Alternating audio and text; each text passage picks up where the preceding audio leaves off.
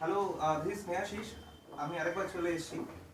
আমার সাথে রয়েছেন আমার তবলার গুরু শ্রী সুবীর অধিকারী মহাশয়।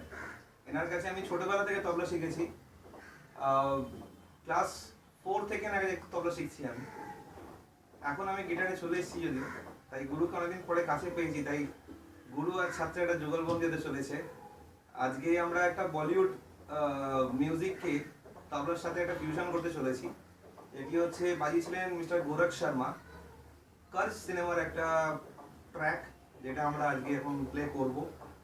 আশা করি ভালো লাগবে। Thank you.